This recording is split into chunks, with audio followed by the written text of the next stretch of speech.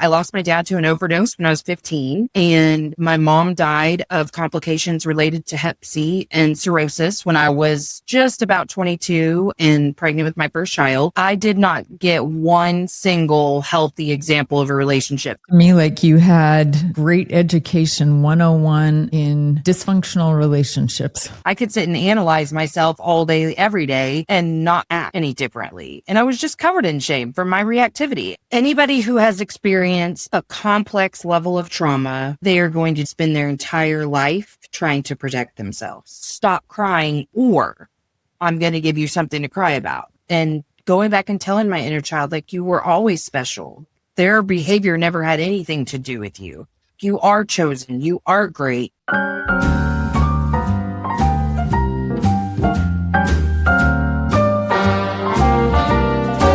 Hello, everybody, and welcome to another exciting episode of Marriage IQ.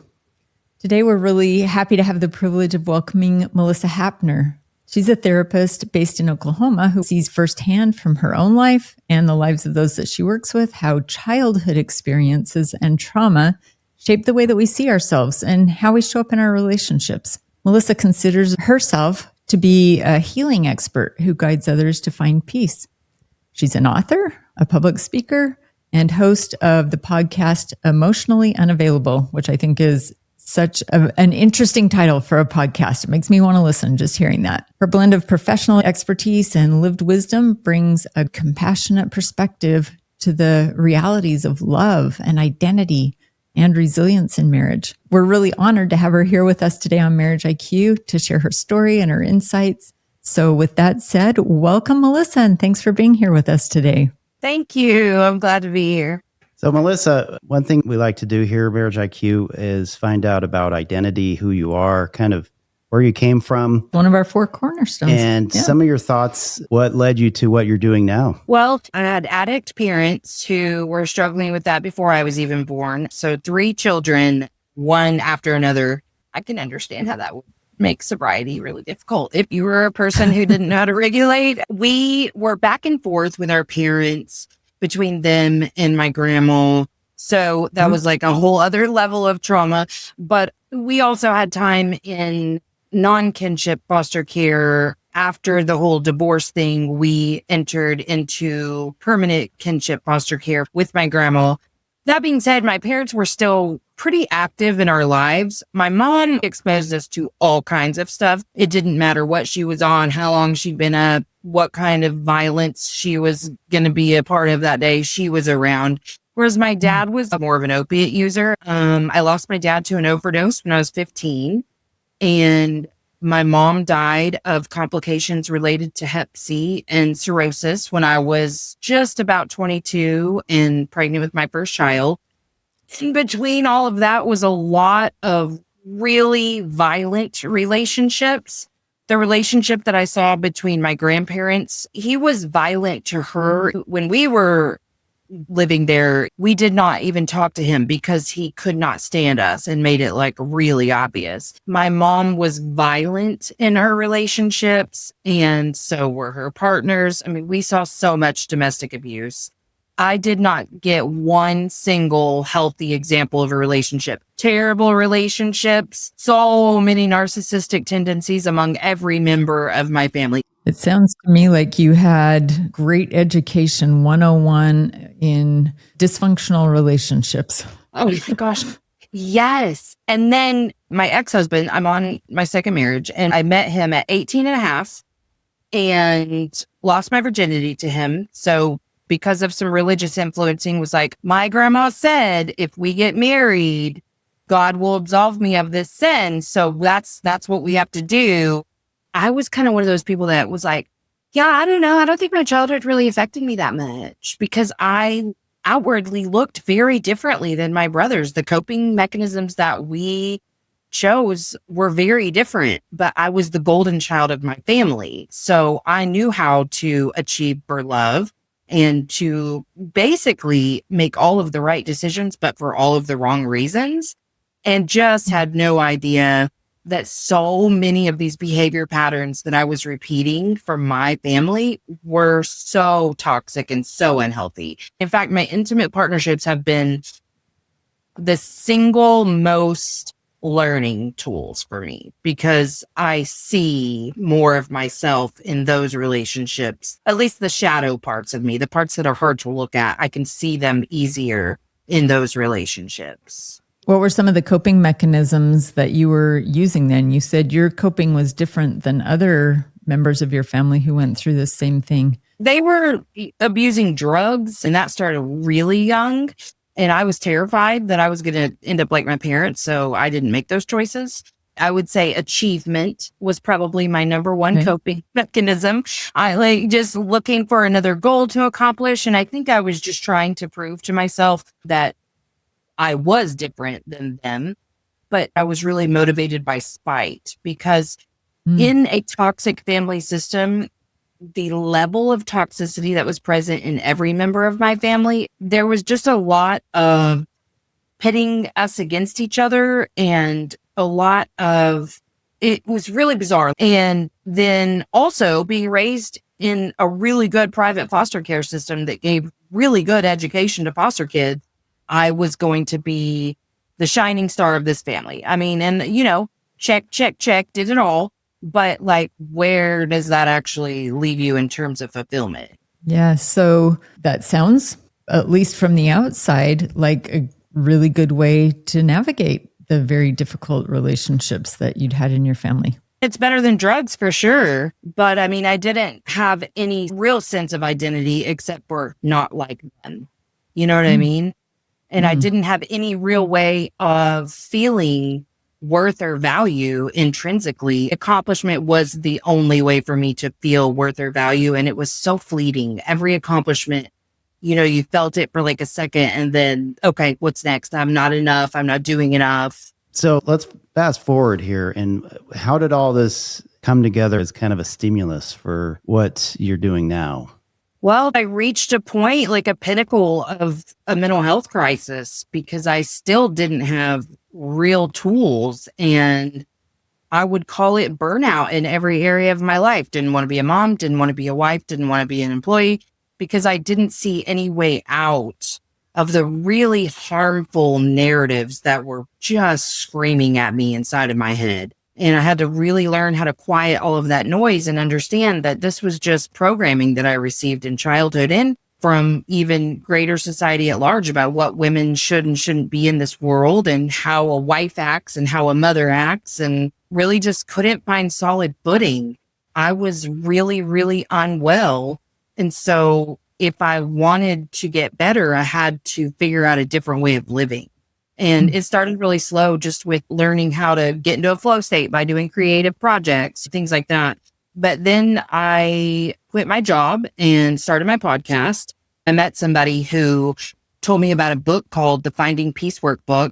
It broke shame down into different archetypes and it helped you externalize this voice so that you understand this isn't just negative self-talk. This is programming, and that each of these different archetypes protect you, or they're trying to protect you from a different part of your pain. How this really helped my relationships, all of them, but particularly in my marriage, was I was just living every minute of every day in, when I say survival mode, in protective, I'm bracing for impact all of the time. And with clients, I say, we're running from the bear and there's not any time for feelings when we're running from the bear.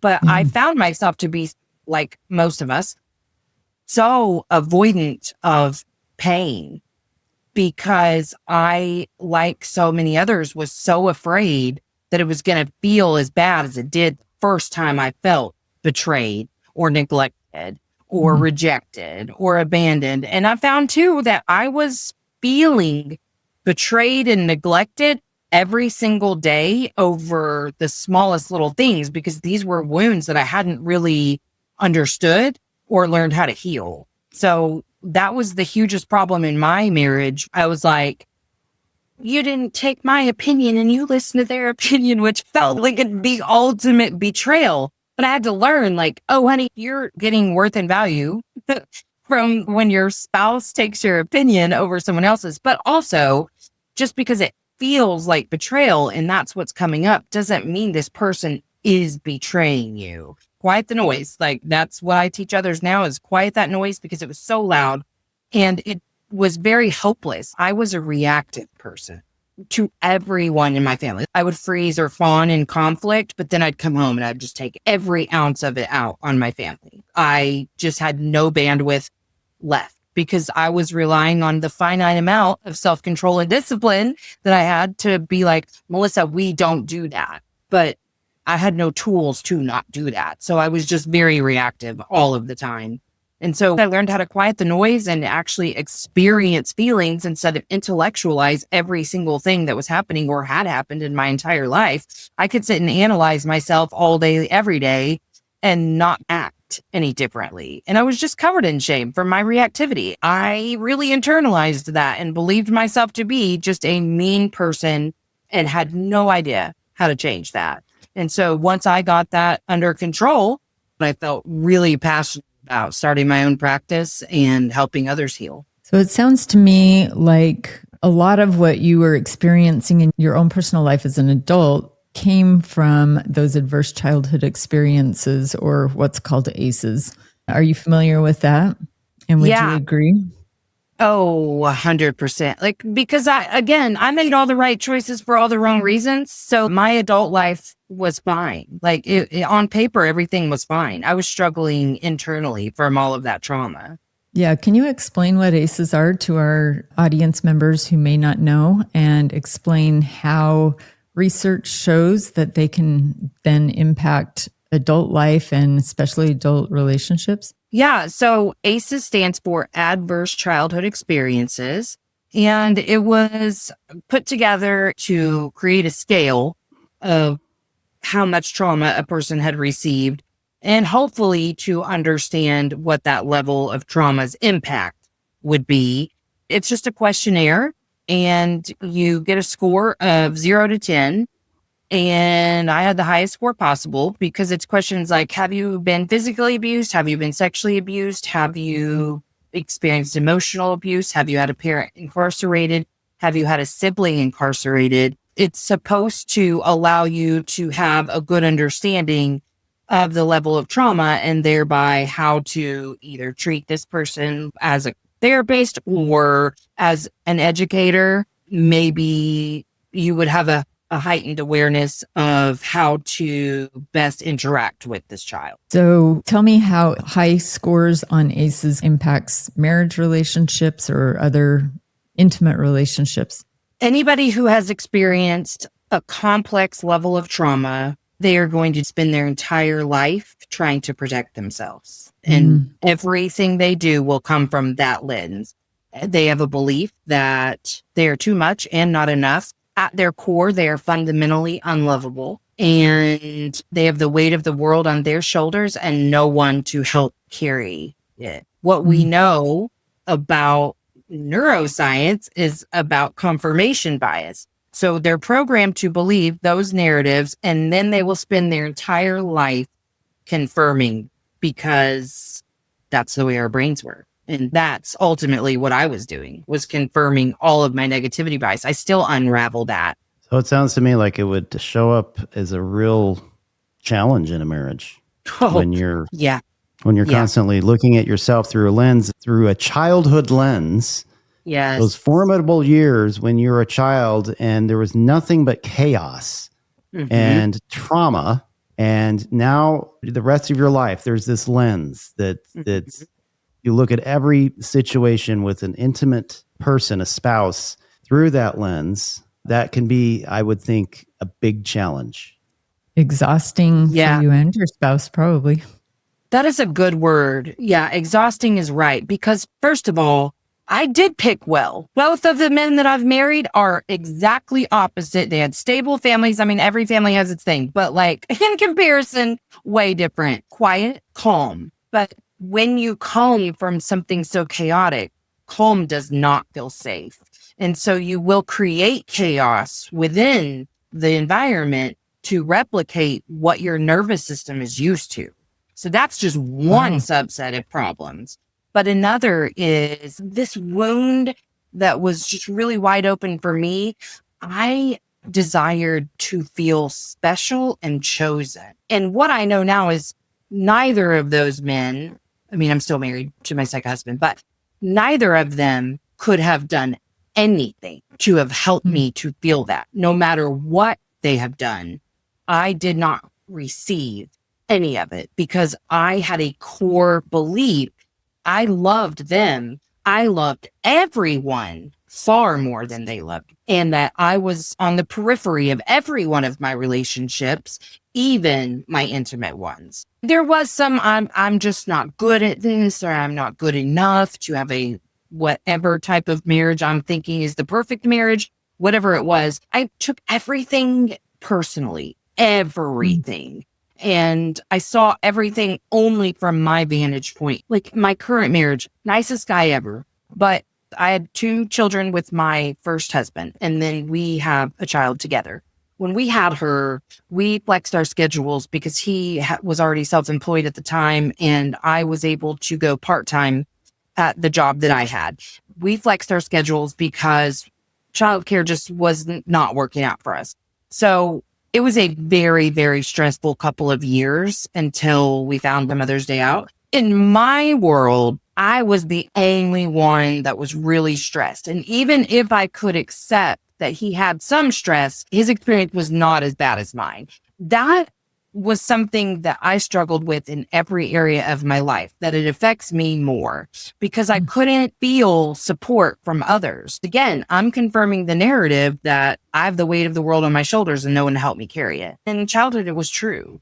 I had to learn to figure out every emotional developmental milestone on my own because even like with my grandma, my generation and older, every single one of us knows how to finish the sentence, stop crying, or I'm going to give you something to cry about. That has a lasting effect, whether people are acknowledging that or not, or rub some dirt on it, walk it off.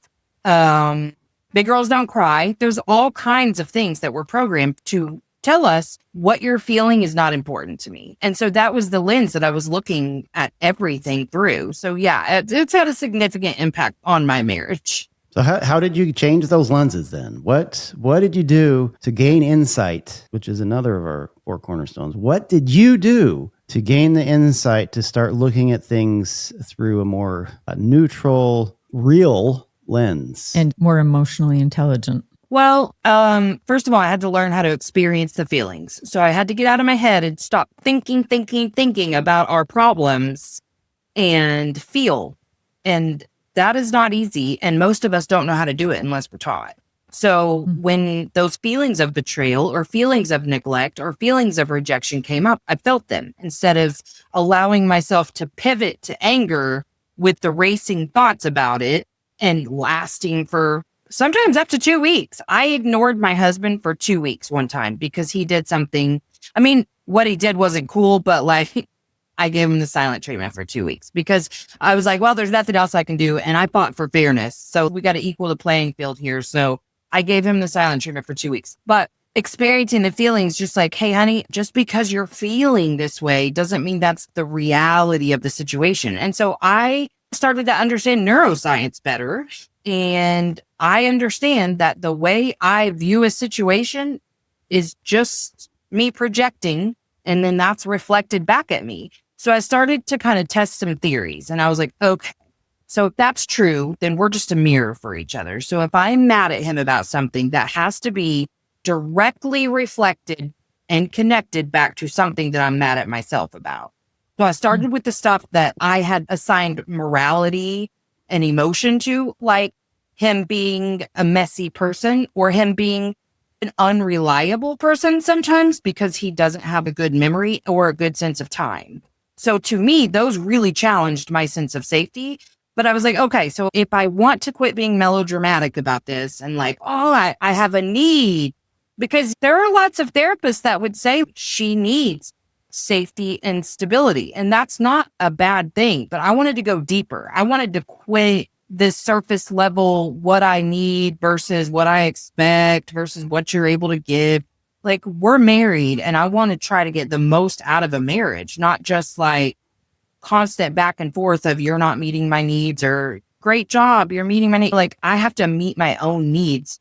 So that's what I was trying to figure out. And so if I'm mad at him for making a mess and not cleaning it up, actually upset with myself about? And I realized there was shame there because I couldn't keep up with the entire house all by myself.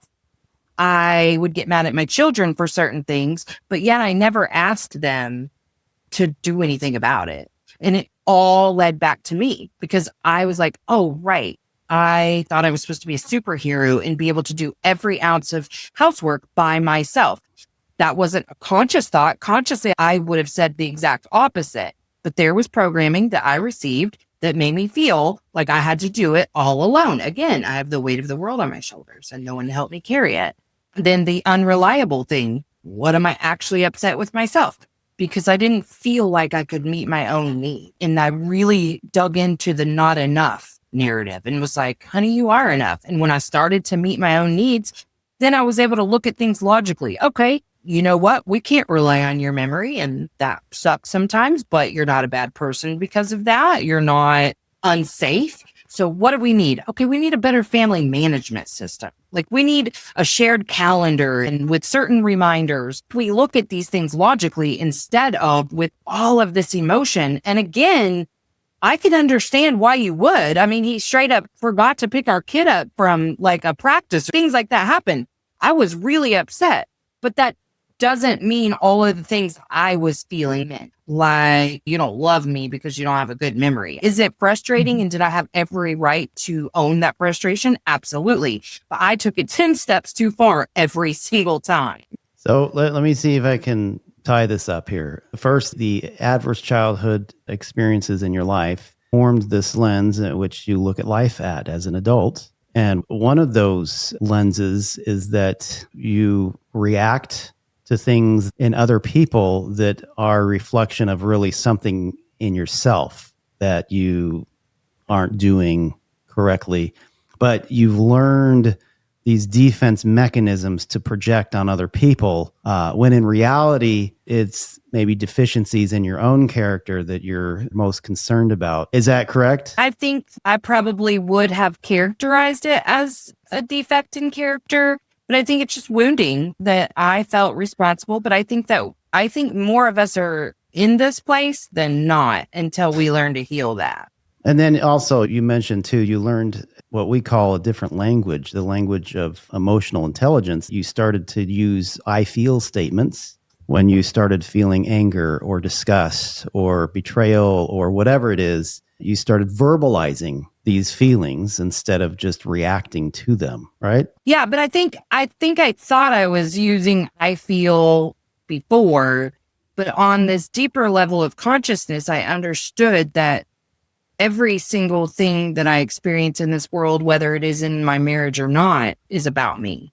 Like my stuff's about me and his stuff's about him and their stuff's about them. And I think we're doing a lot more of that, even when we're saying things like, I feel, but you have to understand that the I part is where all of the feelings come from. And we give it a lot more truth than I think is warranted until you understand how deep it really goes. If you're projecting deficiencies, character flaws of yourself onto other people, that to me would seem like that's going to increase shame rather than decrease it, right? Because when you're back to, oh, it really is my fault because of these things that's happened in the past. Now that you're critically evaluating yourself and your behavior, your emotions, your feelings, and how it interacts with intimate partners, how do you avoid the shame, right? Because ultimately, like you said, it comes back to what is the flaw in myself? And if you've grown up with shame, which it sounds like you have, that can be kind of difficult to not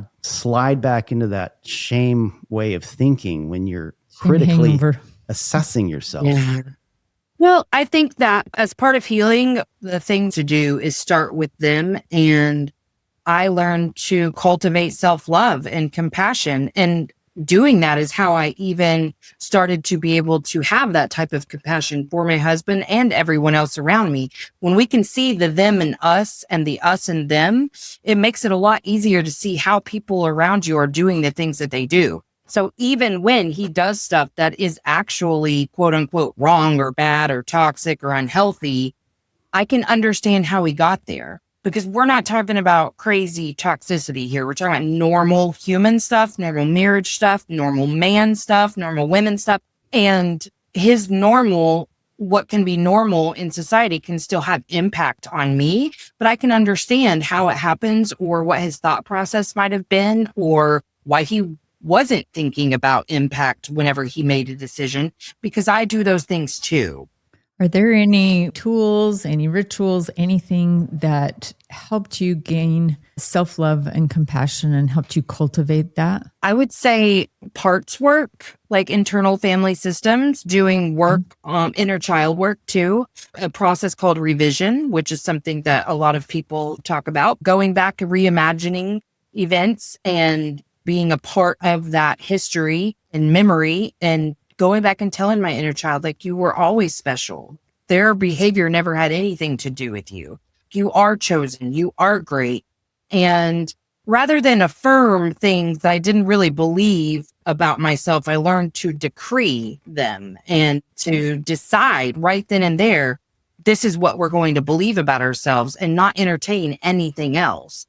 And so I really focused on loving myself and forgiving myself for every little version of me who made a lot of mistakes in a lot of different ways. And now I understand accountability is not a cross of perfectionism. I'm still not like number one wife. He's still the person I take every last thing out on, period. And it doesn't look the way that it did before. And I would never give him the silent treatment now. I'm not perfect by any means in any of my relationships, and particularly my marriage. But we have a deeper understanding. He knows why I do what I do, and I know why he does what he does. And I don't think that the difference is that great, because I can see as humans why all of us do the things that we do. And I also learned that love that I was cultivating within myself is the only love that actually exists. Everything else that we have within relationships, dopamine, serotonin, adrenaline, oxytocin, all of that's chemicals. That's not love. Love is not any of those things. It is only what you cultivate within and share with others. They can share theirs with you and you can share yours with them. Anything outside of that is just a chemical response. So it sounds like your way of showing self-love, you went back into your childhood and you Therapy. rewrote the story that of you now being empowered. You're an empowered child. Was that correct? Not totally. I would say I more forgave myself as a child, that I wasn't perfect, that I wasn't strong enough to make people love me or feel like I should be doing that. I think children, I think all of us, but if we're going to talk about trauma survivors, I think that we can really believe that so much of that happened because we weren't perfect or we weren't good enough, or that it was somehow our fault. And so I think really just meeting the needs, being who I needed for me at that age. Okay. So it's less than you empowered yourself as a child, but more you forgave yourself for things that you did as a child that you perceived as being wrong or bad. Is that right? Things that happened to me in childhood. Trauma survivors, you can be physically abused and believe that that happened because you are bad. So I had to forgive myself for being abused. Wow. Like, it's not even about as much forgiving the people who did it. Like, you have to forgive yourself that you weren't able to stop it, or that you weren't the superhero who could just punch him in the stomach and make it stop, things like that. Those childhood programmings and narratives, they don't go away just because you're a logical adult. I wasn't thinking those in a very conscious place. I wouldn't have voiced to anyone that, like, yeah, I needed to forgive myself for being abused. But when I did the work, that's what I realized, is that I was ashamed that happened to me because I should have done something different. Couldn't identify what per se, but yeah, that it was my fault that it happened. Okay. That's very insightful. I hadn't thought about that. Great before. message for our listeners. There are not a lot of people that are 10 out of 10 on ACEs, but a lot of people have a few adverse childhood experiences that, if they look closely, they may see the stories that they're telling themselves about those experiences and reflecting how they perceive their partner. If what you're saying, do you see that with your clients a lot as well? Well, the unfortunate part is we are going to be in relationships with people who really are kind of mirroring us. Yeah. So even if it doesn't look the exact same on the outside, like how a reverse mirror image looks like I'm wearing this ring on my left hand, but it looks like I'm wearing it on my right hand. That's kind of how relationships are. And so when you believe things about yourself, especially the things that you're not even aware you believe about yourself, you're going to pick people who also believe those things about themselves. Maybe their behavior looks a little bit differently, but it's the same. The motivators are the same. The narratives deep down are the same. And so what happens then is maybe they are doing some things that are toxic, unhealthy, whatever. I mean, God knows my husband shouldn't have stayed with me during those years. I wasn't physically abusive, but I would classify myself as emotionally abusive and verbally abusive for sure. Like, he shouldn't have married me. He shouldn't have stayed with me. He didn't make a good choice either. But he did that because he feels the same way about himself, about so many different things. So in some ways, the things that we feel in these relationships are valid. There are toxic behavior patterns. But yes, if I were to just say it really simply, I have these expectations, you're supposed to meet them. And we view expectations as needs. And the thing is, none of it is a need. It's all just what you have built up in your head. Because again, we're running around loving in the way that we want to be loved, but we're not communicating that because we're not even aware of it a lot of the times. And what I found is we're creating social contracts within that loving in the way that we want to be loved. And when I love you, then you're going to do it back. And now we have signed that in blood. And you promised, even though you actually don't even know this conversation ever happened anywhere inside of my brain, subconscious, anything. And then when you don't do that, ultimate betrayal. Every single thing that you're going through is the ultimate betrayal. It's so much deeper than communication issues and far more about the way you are perceiving your entire world, not just your partner, but really the way you're perceiving yourself. And I think that we believe that partners are supposed to meet needs for us. And I just don't believe that anymore. I think you are supposed to meet your own needs. And partners are there for a lot of reasons, but it's not because you can't do this by yourself. You have to love yourself. You have to feel like you're competent and capable outside of them. Are there things that he can do that I can't do? Yeah, he fixes our appliances. I mean, I have fixed a couple, but I don't want to. There's not anything within our relationship that I need him for. It is companionship. Right. It's sharing this love that I've cultivated. It's raising a family, but it's not a need. And my expectations don't mean anything. And that's the other thing is like just learning how to not expect so much of everyone around me, including him. You've really tapped into a couple of our cornerstones here. First, identity, being able to look at yourself, look at your past, look at your history, and see with clear eyes who you are and what's going on. And then also insight, being able to see what is my part here. Maybe it's not exactly how I thought it was. Maybe the way I'm perceiving things is being projected on my spouse, and maybe I'm causing them some real pain and suffering. So thank you for giving us a different viewpoint of a couple of those cornerstones. Yes, maybe like a radical view of ourselves, radical self-responsibility or something like that. Yeah. And I love that what I hear you saying is the answer is looking first at ourselves, cultivating love for ourselves, and getting resources when we need help doing that. Absolutely. Yeah. That's a great way to summarize that. And we teach here too on Marriage IQ is that in order to have a scintillating marriage, it first requires a change in ourselves. And that's what you're saying. And that kind of resonates with our message. So any final messages that you'd like to give our listeners, parting words on how to overcome those adverse childhood experiences to thrive in marriage? I think I would reiterate what I've said about accountability is not like you hold yourself to a cross and beat yourself up and, put out every shame word that you possibly can and allow other people, maybe even bully you a little bit. Accountability is just the act of saying, I want better, deserve better. And I don't mean like from a partner. I mean, like, what do I want out of life? We do have a purpose here. And so figure that out. How can I live within this purpose? But I deserve to live in existence full of love and compassion. And the more you give those things to yourself, the more freely you are able to give them to everyone around you, but especially your spouse.